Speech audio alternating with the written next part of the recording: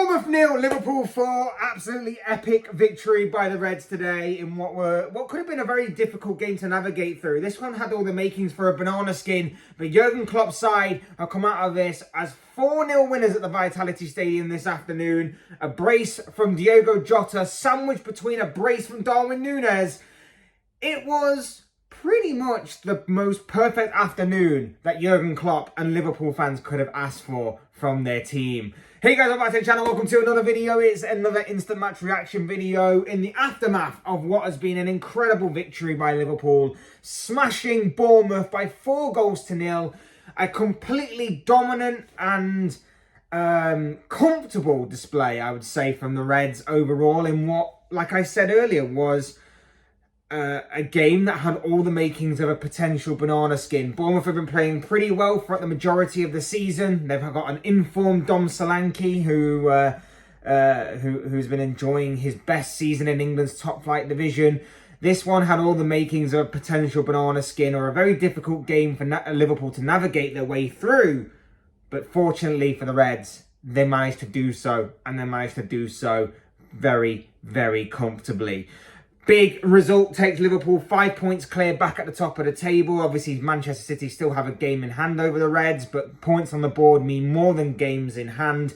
Liverpool are sat 5 points clear at the top of the table tonight, and are currently, I think, shifting through the gears. And we've got a lot to talk about in response to the game. We've got the game itself to talk about. We've got some more dodgy VAR and referee officiating on the game that I want to moan and complain about. There's obviously the aftermath and what happens after this as well, and everything else in between. But before we go any further, I would like to remind you, please like the video and also subscribe if you're new. Both things are always and forever greatly appreciated. And of course, get your comments, your thoughts, comments, opinions, predictions, feelings, whatever you want to call it, in down below in regards to this victory by Liverpool, the game itself, and the Premier League and the Premier League title race as well, because I'm starting to feel more and more confident about Liverpool's chances. I'm not completely there yet, and I'm not going to be going too far or completely overboard in what I will say about Liverpool's title chances this season. But obviously, the more the games tick down, the more performances like this continue to grow, and the more challenges that we seemingly overcome, and the more questions that we answer, you've got to start feeling more and more positive and more optimistic about what could be a very special season as far as what Liverpool are concerned on the cards for the second half of the campaign. But I won't go too overboard yet. I won't be saying that Liverpool are going to be definitely winning the league or anything as of right now. I still think Manchester City are the favourites, and I still think Liverpool have got a lot more challenges to overcome as the second half of the season progresses and continues. So I'll just leave it at it's 4-0 Liverpool tonight. We are still top of the table. We are still 5 points clear. But as far as a title challenge goes, and obviously winning winning the Premier League goes, as much as I would love for that to happen, I'm just going to hold my horses on calling it right now and still say that Man City are still the favourites as of right now. Back to the game though. I want to get the VAR and all negativity stuff out of the way first and foremost. Paul Tierney on VAR. Can somebody please stop putting him on VAR or Liverpool games entirely? Because every single time he seems to be referee or VAR, there always seems to be something that goes epically wrong. And I guess the fortunate part for him is that Liverpool got the victory. Liverpool got the victory, they got the win, and I guess that the two main situations that I'm going to be talking about that occurred in the game get swept under the carpet a little bit. Fortunately for him, a lot of rival fans will not see it. A lot of people will not be talking about it as much. It will get the odd mention, but because Liverpool got the result that they deserved, got the result that they went on to get, and obviously with it benefiting Liverpool in terms of then getting the 3 points and it not having a massive effect on the game to turn it away from Liverpool completely, it will get swept under the carpet. That is 100% wrong. Whether or not the result went in Liverpool's favour or not, we still should be highlighting another dodgy VAR decision. And it's coming from Paul Tierney, who I have to think at this point the Premier League are putting in charge of officiating Liverpool games on purpose just to A, wind up Jurgen Klopp, because obviously him and Tierney do have previous for Klopp's previous comments in interviews in regards to Tierney's officiating performances, and B, it's got to be so that they can. I'm not saying there's a conspiracy, but there's got to be something to it in terms of screwing Liverpool over or getting Klopp to say something or something along those lines. It's got to be to screw Jurgen Klopp or Liverpool over at some point, because this guy is terrible at officiating. This guy is poor at refereeing. Now, whether or not we won or lost tonight, the result will still be the same in terms of these particular aspects that I'm going to be talking about, and that is the fact that Kluivert should have been sent off for his challenge on... Was it Curtis? No, it wasn't Curtis Jones. It was... Oh, Jesus. I can't even remember who it was now. I want to say it was Jones, but I don't think it was. It was Jones, Elliott... No, Diaz. Diaz. Of course it was Diaz. Why? I couldn't think who it was then. I just had the names in my head. He should have been sent off. Now, do I think he should have been a sending off? No. I don't necessarily think it was a sending off, because I'd be a bit hypocritical, because I didn't think the Curtis Jones one was a sending off. But in saying that, I understand why they were sendings off. I understand why the Curtis Jones one against Tottenham was a red card. I understand why the Gusto one, I think it was against Wolves. Was it against Wolves? I think it was against Wolves. I'm not 100% sure. Was a red card. I understand why the Christian Romero one was a red card against Chelsea. I understand why Casemiro's been sent off for a couple of similar challenges within the past year or so for Manchester United. What I don't understand is why it didn't happen here. Why did Kluivert get away with a red card? Now, again, not many people will talk about it because it's not Liverpool. If this was a Liverpool player getting away with it, this one would be covered spectacularly. If this one was Manchester City player, if this was a Man United player, if this was an Arsenal player, this one would get covered more. But because it gets Bournemouth, it gets somewhat a little bit under the radar. In my opinion, it's not a red card. Because I didn't think Jones was, I didn't think Casemiro's was, I didn't think Gusto's was, I didn't think anyone else's was. I don't think those kind of challenges are necessarily red cards. He's tried to make the ball, he's just a bit out of time, he stands on his leg. Not necessarily a red card. However, if Jones gets the ball first, which he did, but his follow-through catches the leg, the same with Romero, the same with Casemiro, the same with Gusto. In this situation, he didn't get the ball. Kluivert didn't get the ball first, and his momentum carried him over onto the leg of the player. How is that not a red card then? I can understand there being an argument for a yellow card. And you know what? I wouldn't be as angry as I am in that situation if it was just a yellow card and that was it. But the fact of the matter is that they didn't see it as dangerous. They didn't necessarily review it in the kind of detail that we expect them to nowadays, slowing it down, going over it a million times from different angles, speeding it up, slowing it down, all of that kind of stuff. And yet, Paul Tierney did nothing. In my opinion, it should have been a sending off, because if you're going to send off Jones for the similar thing, you're going to send off Romero, if you're going to send off Casemiro, that should have been a sending off. That was issue number one with the referee and VAR and Paul Tierney today. Issue number two, second half, Diogo Jota running through on goal, gets brought down, or is running through in the penalty area, gets brought down. Stonewall penalty, in my opinion. No intent to go for the ball whatsoever, just brings him down. At first I thought, I gave the benefit of the doubt. At first I thought maybe it's outside the box, in which case VAR can't interfere, and I understand that. That's just on the referee. But it seemed to me like it was. After watching the replay, it seemed to me like the foul took place in the penalty area. So again, I question to you, where was the VAR interference? Where was it? Where was it? Where was Paul Tierney? Again, ridiculous, absolutely ridiculous. But we move, and yeah, VAR didn't happen today. There was no sign anyone was in that VAR room. I'm pretty sure that when Darwin Nunez actually put Liverpool 1-0 up, Paul Tierney was probably smashing up the VAR room out of anger. Is what I'm having in my head. But no. In all seriousness, no. Liverpool's first half performance was not great, but it was expected. away from all the VAR stuff, let's just get back to the game. Like, first half performance from Liverpool wasn't great. It was a little bit slow. It was a bit lethargic. Bournemouth actually started the better. Bournemouth in the opening 10 minutes were really taking the game to Liverpool. But Liverpool, we kind of get this. As Liverpool fans, when you watch Liverpool week in, week out, we were expecting a bit of a slow start. Every time we seem to be better when we're playing 2 games a week in regards to we have a few days off. Because when we have a few days off in like what we have done these past couple of weeks, we tend to start off pretty slow, pretty lackluster, pretty lethargic. That just seems to be the Liverpool way under Jurgen Klopp. Bournemouth tried to hit us early.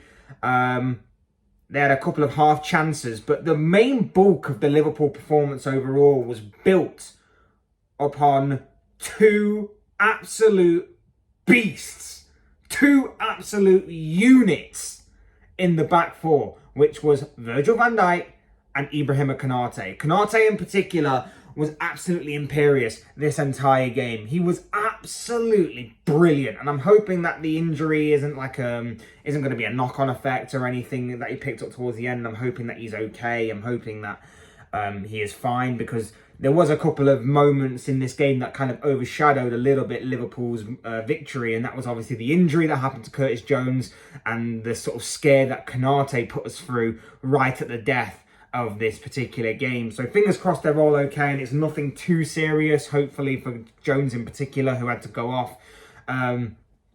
Hopefully it's nothing majorly serious, and hopefully it is just something that he can just shake off in the next few days or so. But yeah, they were the only 2 really blemishes on what was a perfect day overall for Liverpool. 3 points, 4 goals, 2 goals for Jota, 2 goals for Darwin Nunez, an assist from Connor Bradley, an assist from Diego Jota himself, and of course a clean sheet to boot as well. Absolutely perfect from Liverpool. And like I say, the main bulk of it all was built on the performances of the 2 centre-backs. That was the platform in which Liverpool were helped to build up off.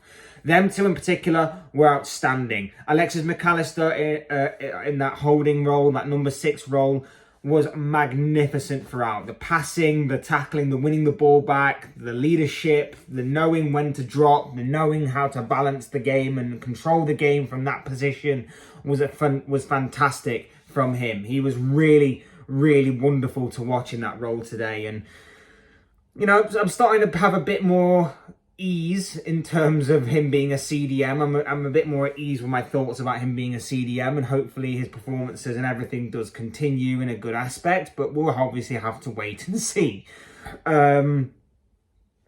He was brilliant, and like I say, I think he was really helped a lot by the incredible performances of both Van Dijk and Konate. They were absolutely insane throughout. 1 or 2 minor wobbles if you're really being nitpicky, but apart from that, absolutely imperious, the both of them. They were absolutely phenomenal.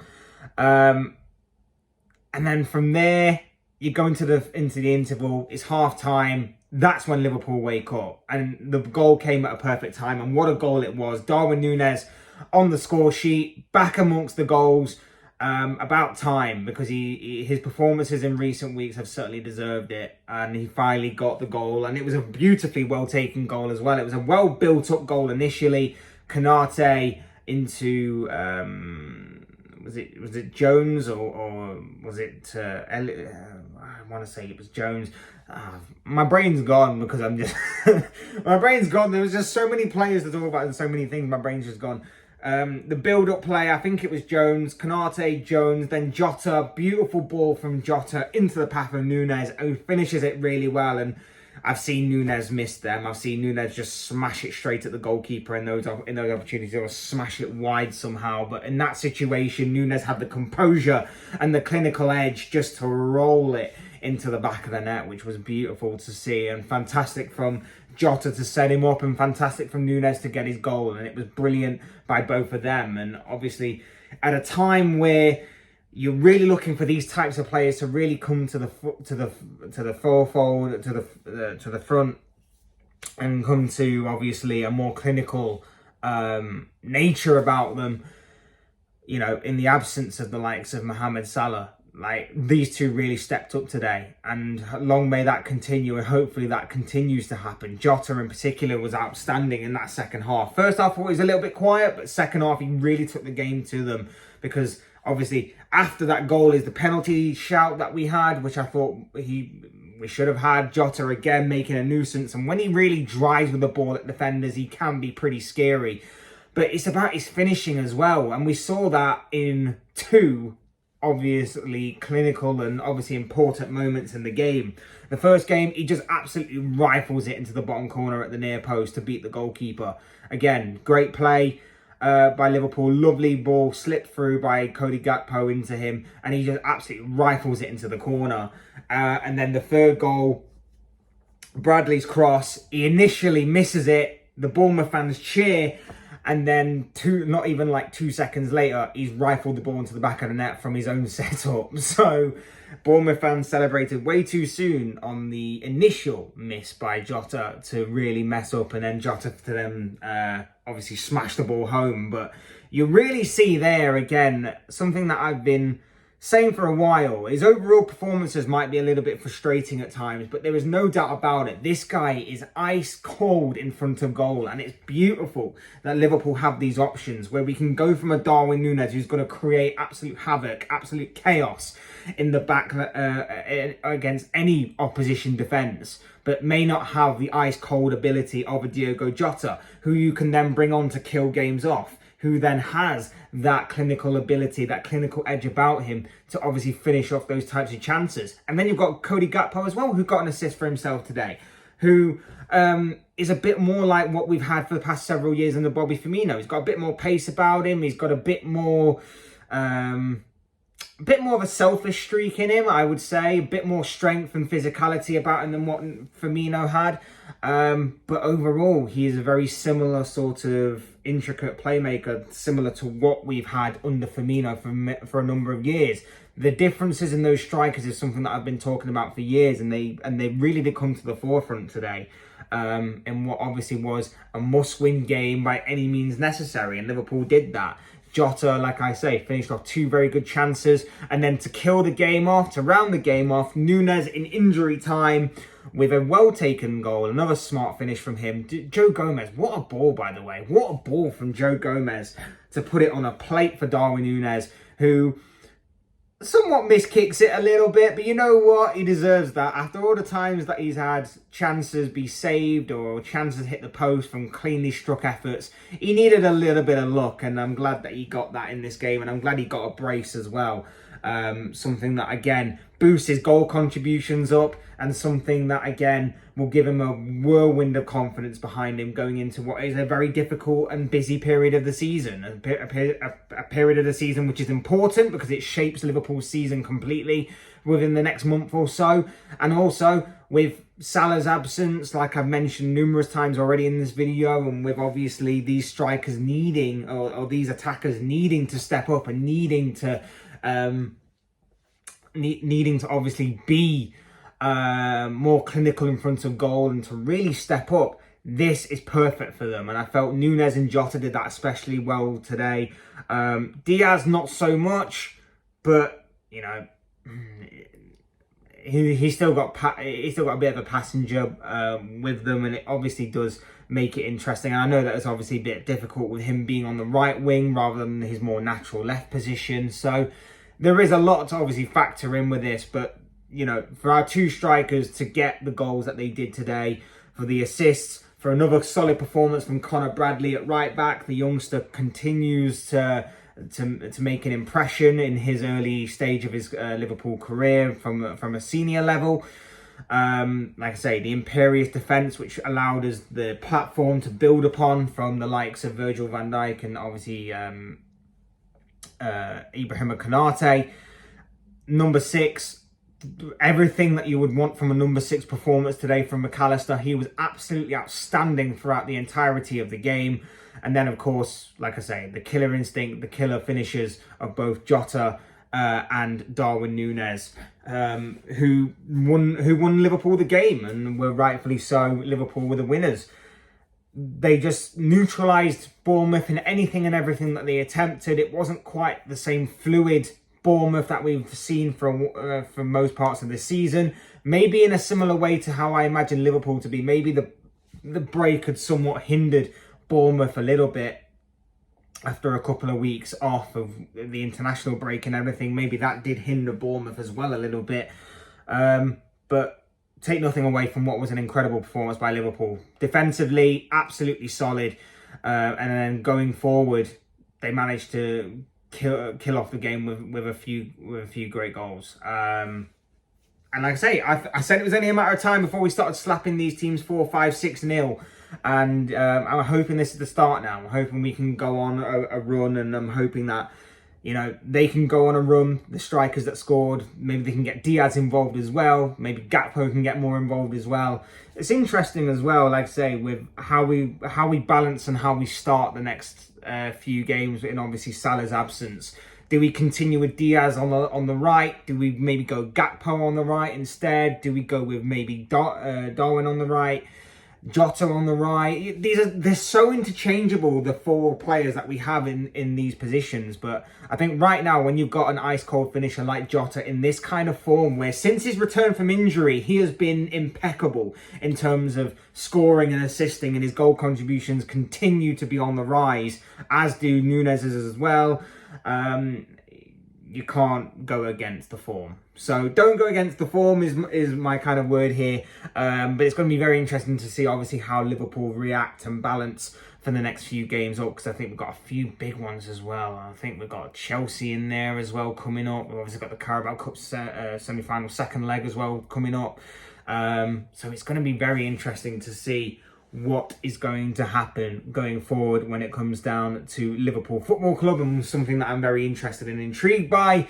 And like I say, as far as obviously determining my stance on a particular title win this season, I still think City are the favourites. But with every passing game that happens, and with every increase in level of performance like we have seen today, I really rate it. I really rate it, and I'm starting to come more and more around, only slightly, to the idea. Title challenge, title race, whatever you want to call it. Yes, title win, I'm not so confident about. But you know what? If we can stay clear of injuries, if the performance levels of some of these players, whether you're defensive or whether you're an attacking mindset, continue or even continue to raise, there's absolutely no doubt in my mind that we can't go on to destroy any team that comes in our path. Like I say, defensively, incredible. Konate, so heavily underrated, and I think part of that is down to his injuries. If he can stay fit, he is immense. He's an absolute beast, and I think that if he can stay fit, he could easily become one of the best centre-backs this season. I think he's already criminally underrated, and I think he's already been one of the best centre-backs in the league this season, outside of the likes of Saliba and Van Dijk. But yeah, absolutely incredible again from him today. McAllister showed why Klopp still believes in him as a number 6, even though some Liverpool fans, including myself, don't necessarily agree with it or aren't completely on board with it right now. He has shown why he can play there. And like I say, 2 great goals each from the likes of Darwin Nunez and Diogo Jota. And it makes Liverpool 5 points clear at the top of the table. Liverpool are still top. They are still 5 points clear. Incredible victory, incredible result. 3 points, back on track, and back, obviously, in the Premier League with that run in. And yeah, fingers crossed it can continue. I think we've got FA Cup up next, so there's a little bit of a break. I think we've got Norwich in the FA Cup, if I'm not mistaken. So yeah, that's going to be interesting to obviously watch unfold before our very eyes there. We've got a lot to obviously consider between now and our next Premier League game. I think the second leg of the Carabao Cup's up next. It might be a week on Wednesday, is it? I believe it's a week on Wednesday or a week on Tuesday, one of the two. Either way, we've got some cup action coming up. Then we're back to the Premier League. Obviously, January is a very busy month in which you're chopping and changing from cup to league positions. But they are favourable. They are all in our favour. It's all in our hands to play for. And I'm just hoping that, like I say, the injuries to the likes of Konate and Jones, if there is an injury or genuine injury to Konate, or whether it's just a sore one that he ran off, isn't too serious. Because my big question coming away from today would have been, if Jones continues in this vein of form, should he be considered for England? Should he be on that plane going to Germany for the European Championships at the end of the season? I'm very intrigued to know what your thoughts are on that one. For me personally, I'd say yes, especially when you consider that Southgate is always going to be considering Jordan Henderson. But yeah, exactly. It's Jordan Henderson and it's Gareth Southgate and all the other players that probably don't deserve to be there. Calvin Phillips, another one who don't deserve to be there, but probably still will be. But yeah, there's a lot to consider, there's a lot to take away, a lot of positives, a couple of minor negatives or minor things of concern. But bottom line is, Liverpool comprehensively and comfortably smashed Bournemouth by 4-0. A brace from Darwin Nunez, a brace from Diogo Jota. A perfect result all round for the Reds, who remain 5 points clear at the top of the table. Minor group about VAR. Again, it's becoming ridiculous that week in, week out, that continues to overshadow everything. But in this instance, I implore you to not let that overshadow what was a perfect performance by Liverpool. Perfect 3 points and 5 points clear at the top. That is the main important thing from today. Those are the thoughts, comments, opinions, predictions, feelings, whatever you want to call it, of this guy. I want to know what you guys think. What do you make of Liverpool's performance so far this season? What do you make of the victory today against Bournemouth? What do you make of everything else in between in terms of the Premier League, title race and everything else? I'd love to know your thoughts, comments, opinions, predictions, feelings, whatever you want to call it, down below in the comment section, because I'm sure it'll make for interesting, great reading. Otherwise, hit the like button on the way up if you enjoyed the video. Subscribe if you're new and want to see more content like this. Both things always are very greatly appreciated. And as always, thank you all so much for watching and listening. I've been Fletch. This has been another instant match reaction to Liverpool's 4-0 victory over Bournemouth. So happy, so comfortable in the end by the Reds. So happy we are currently 5 points clear. It's great to be a Liverpool fan right now. Really is brilliant, really is beautiful sight to watch from the top of the tree. Loving every second of it right now. Who knows what will happen in the future, but one thing is for sure, Liverpool are top of the table as things stand. So yeah, thanks everyone for watching. Take care, take it easy, have a good rest of your night, and I'll speak to you all again soon in another video, live stream, or whatever it may be. Take care, see you soon.